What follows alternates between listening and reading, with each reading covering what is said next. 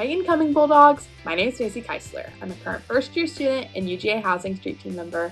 Welcome to First Year First Look.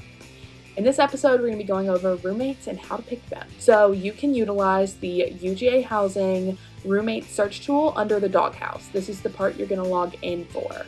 So once you log in, you can go to the roommate search tool and you can fill out a survey. This is going to have questions that are kind of regarding your sleep schedule, your cleaning habits, your visitation preferences, and the temperature you like to keep your room at.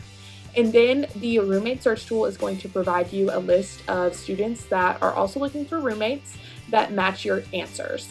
Then you can use the message button and contact them and get to know them, and that's kind of how you can find a roommate on the doghouse. These questions are important whether you are finding a roommate on the doghouse or not, and you can find more questions on the Roommate Success Plan on UGA Housing's website.